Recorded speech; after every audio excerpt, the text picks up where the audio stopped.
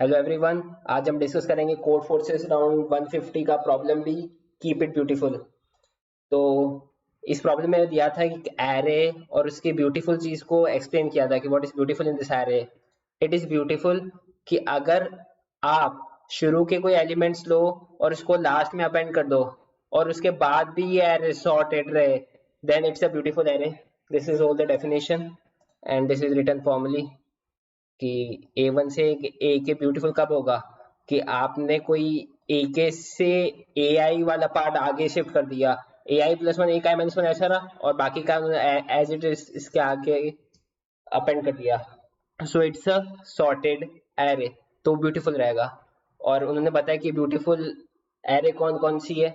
तो पहला एग्जांपल आप देखिए 377923। इसको हम ब्यूटीफुल कैसे बोला हमने कि ठीक है ये ब्यूटीफुल है। तो ब्यूटीफुल कब होगी कि we can remove first four elements and insert them at the back, right. तो he is saying that we can take these fours and append at the end. So array becomes 2 3 3 7 7 9, right? So it's a beautiful array. Obviously it's ये sorted है तो beautiful नहीं है। अब इसके अंदर कोई भी ऐसा पैर नहीं है कि मैं किसी को आगे ले जाऊं या 5 को आगे ले जाऊं या 5 2 को या 2 2 को तो वो sorted बन जाए, तो obviously it's not a beautiful array। तो आई होप आपको समझ में आ जाएगा कि ब्यूटीफुल की डेफिनेशन क्या है। Now the what the question saying is कि आपको एक इनिशियली एम्प्टी एरे दिया है, आपको एक एम्प्टी एरे दिया है और आपको कुछ नंबर्स दिए A1 A2 A3 A4 A5, right. अब वो क्या कह रहा है आपको कि अगर आप A1 को इसके अंदर रखते हो और उसके बाद अगर जो एरे बन रहा है वो ब्यूटीफुल है तो mark it as 1, right? If I am putting A1 in the array and after that the array is beautiful, then mark it as 1. Now अब अगर मैंने A2 रखा इसके अंदर, उसके बाद मैं चेक कर रहा हूँ ब्यूटीफुल है कि नहीं, और उसके बाद वो रहा है कि अगर एरे ब्यूटीफुल है तो 1, अगर नहीं है तो 0। देन A3 comes, A3 में A1 A2 A3 is now the array I have। तो इसके बाद A1 A2 A3 array beautiful है, अगर है तो मैं 1 मार्क करूंगा, नहीं तो 0 मार्क करूंगा, ठीक है। This is the whole question. और मेरे को फिर ये स्ट्रिंग एज आंसर देनी है कि कौन से एलिमेंट पे क्या करने पे मेरे को ब्यूटीफुल एरे मिल रहा है कि नहीं मिल रहा है। तो हम पहले टेस्ट केस देखते हैं। 3 द टेस्ट केस देखते हैं हम। 3 7 7 9 2 4 6 3 4, राइट। ये मुझे एरे, अब मुझे बताना है कि ये ब्यूटीफुल है कि नहीं। तो अब हम जो बोला है वो करते हैं, राइट। 3 को एक एम्प्टी एरे लेते हैं, this is the empty array, okay. मैंने 3 इसमें अपेंड किया, ब्यूटीफुल है ऑब्वियसली, अब beautiful single element is always beautiful. 7 डाला, राइट, ब्यूटीफुल है ऑब्वियसली, इंक्रीजिंग वे में सॉर्टेड है। Again 7 obviously sorted, 7 sorted, 9 sorted. Now interesting part is 2, right. अब मैंने इसके अंदर 2 डाल दिया, अब ये सॉर्टेड ब्यूटीफुल एरे है कि नहीं, ये ऑब्वियसली ब्यूटीफुल एरे है। व्हाई? क्योंकि अगर मैं इधर से पार्टीशन करूं और ये वाला पार्ट मैं इधर पुट करूं तो what I gate is increase sorted array, increasing sorted array. This is all I want, right. अब मैं 4 डालता हूं, राइट, ये है बिल्कुल भी नहीं है, क्योंकि अगर मैंने इसके बाद 3 डाला तो I will not gate array, तो इसकी जगह पे बस 0 मार्क्ड होगा, राइट। 6 अपेंड करूं, नहीं बन सकता। 3 बन सकता हूं या ऑब्वियसली अगर मैंने यहाँ पे 3 रखा और उसके बाद ये वाला पार्ट यहाँ पे आया तो is increasing array. 4 it's not, because if I put again this part after the array, it's not an increasing array. So this is what it is also given the test case. 3 according to it is given 1 7 9 2 4 and again 3 makes the sense and 1 is added in the string, right। ये भी पूरा sorted है तो इसमें accordingly सारे 1 1 है, right. अब हम थर्ड केस में आपको एक्सप्लेन करता हूँ। 3 2 1 2 एंड 3, राइट। अब मेरे को ये देखना है कि अगर मैंने इसको डाला एम्प्टी एरे के अंदर तो ये ब्यूटीफुल है, बिल्कुल है। 2 ब्यूटीफुल है, ऑब्वियसली ब्यूटीफुल है, क्यों? क्योंकि अगर मैं इसके आगे ये डाल देता हूँ, तो what I get a beautiful array. I hope ये आपको समझ में आएगा। ओके, तो I the array until is 3 2। Okay, अब 1 डालता हूँ मैं। 1 इज ब्यूटीफुल नो, क्योंकि अब ये वाला पार्ट भी नहीं आ सकता, ये वाला भी पार्ट नहीं आ सकता ताकि एरे ब्यूटीफुल बने, तो 1 के अकॉर्डिंग मैं 0 रख दूंगा विच इज देयर। अब मैं अगर 2 रखता हूँ, ऑब्वियसली ब्यूटीफुल, क्योंकि ये 2 है और ये 3 मैंने लास्ट में अपेंड कर दिया, तो आई गेट ब्यूटीफुल। अब 3 है, ऑब्वियसली है, ये वाला 3 आ जाएगा और एरे ब्यूटीफुल बन जाएगी। तो बस 1 1 0 1 1, this is all we have to do. अब इसको हम कोड में फॉर्मुलेट कैसे करेंगे कि हाउ टू मेक, इसके अकॉर्डिंग में हमें क्या मार्क करना है 1 और 0। सो मैंने एक चीज नोटिस की, अगर मुझे किसी एरे को ब्यूटीफुल रखना है तो मैं क्या करता हूँ, एक इंक्रीजिंग एरे लिया मैंने, राइट। अगर मेरे पास एक इंक्रीजिंग एरे, ओके, एक और मैंने इंक्रीजिंग एरे लिया, I hope it is making sense. ये मैंने इंक्रीजिंग एरे ले लिया।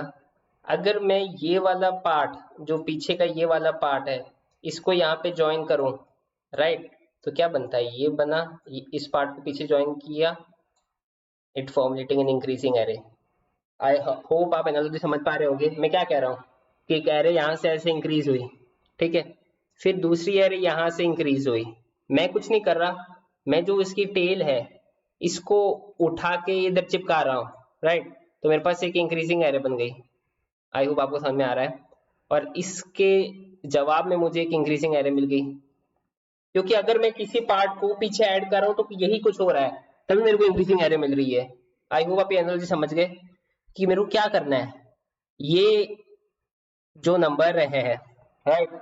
अब इसमें एक और चीज मुझे देखनी है कि जो नंबर है वो स्ट्रिक्टली इससे कम या बराबर हो सकता है, इससे ज्यादा नहीं हो सकता। समझ लो ये मैं tell, wait,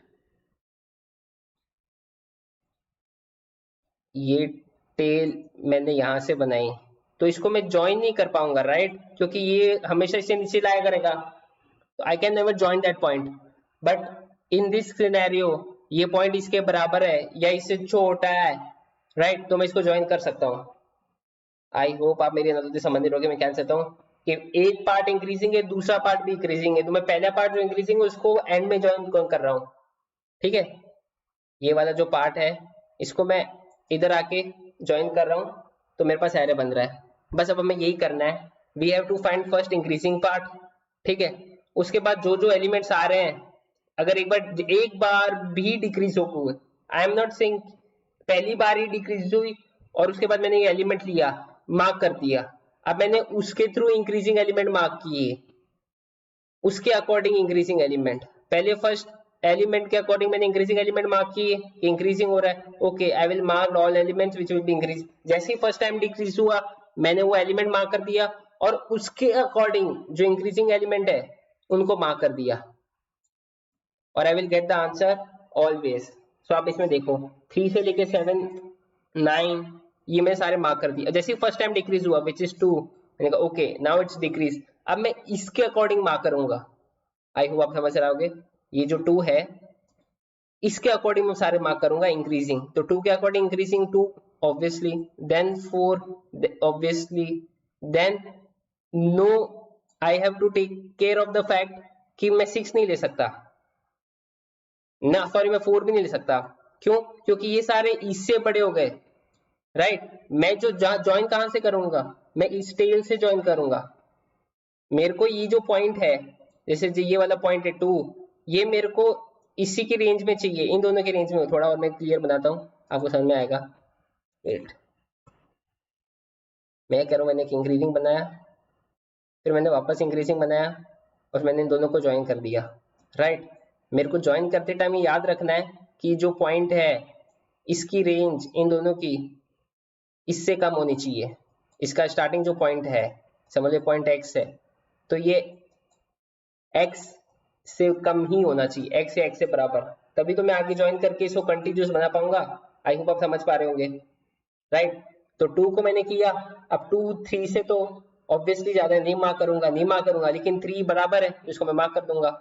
same with this, now 3 देखो कैसे है, 3 डिक्रीजिंग डिक्रीजिंग डिक्रीजिंग डिक्रीजिंग, तो मैंने क्या बोला आपको क्या करना है, पहले मैं जैसे ही डिक्रीजिंग एज मार्क करूंगा, तो जैसे ये डिक्रीज हो गई, ठीक है, तो मैंने इसको मार्क कर दिया, राइट। अब मैं वो सारे एलिमेंट मार्क करूंगा जो क्या हो, इस नंबर से बड़े हो, लास्ट जो नंबर है उससे बड़े हो और या और इससे कम हो, ठीक है। तो मेरे पास कब बनेगी, ये वाला बना और ये वाला बना, तो I will join it, right. अब इसी की चीज को हम कोड में देखते हैं हम। मैंने वेक्टर लिया, इंट लिया, आंसर है, फर्स्ट वाले को हम हमेशा लेंगे नो मैटर व्हाट। मैंने प्रीवियस डिक्लेयर किया, राइट, और मैंने नेगेटिव नंबर को डिक्लेयर किया कि मेरे पास डिक्रीजिंग वाला कब आ रहा है, राइट। अगर मेरे पास प्रीवियस से बड़ा आया और डिक्रीजिंग अभी तक आया ही नहीं, ये बोल्ड डिक्रीजिंग बता रहा है कि I have got the decreasing value until here not, या आई गॉट इट, राइट। तो जैसे ही आया मेरे पास decreasing value, increasing sorry decreasing अभी तक आया ही नहीं, तो मैं ऐड कर दूंगा। अब इस पॉइंट पे मेरे पास आ गया डिक्रीजिंग वैल्यू, आप समझ पा रहे हो, इधर मेरे पास प्रीवियस से कम वैल्यू आ गई और डिक्रीजिंग फॉल्स है, मतलब ये फर्स्ट टाइम ही आया है, right. It is the first time I am getting the first decreasing value, तो I will make it mark, I will make it mark, and I will check one more condition, that the value I got which is decreasing should always be less than or equal to the first value, because I will join the first value to the end of the array, right। तो ये condition मुझे check करनी है। Actually में जब contest चल रहा था तो मैंने यही कंडीशन लिखी थी और काफी गलत सबमिशन कर दिए थे, तो या ये इंपॉर्टेंट है कंडीशन कि मेरे को जो डिक्रीजिंग एलिमेंट है वो स्ट्रिक्टली कम होना चाहिए फर्स्ट एलिमेंट से, तभी मैं ज्वाइन कर पाऊंगा। उसको मैंने मार्क किया, प्रीवियस लिया और डिक्रीज ट्रू कर दिया, मतलब डिक्रीज ट्रू मतलब I got my minima, I got the minimum value, मुझे पता चल गया कि एक बार वैल्यू डिक्रीज हो गई। अब मेरे को सारी वैल्यूज उससे बड़ी चाहिए, तो मैंने बोले ठीक है, अगर डिक्रीज ट्रू है और वो प्रीवियस से बड़ी है, आई वांट दैट। और एक और कंडीशन होनी चाहिए कि वो जो फर्स्ट वैल्यू है उससे कम होनी चाहिए, तो भी मैंने उसको 1 मार्क कर दिया एंड आई गॉट इट, और बाकी सारे कंडीशन मैंने 0 मार्क कर दिया, right. This is the code, I hope आपको समझ में आया होगा। So let submit it.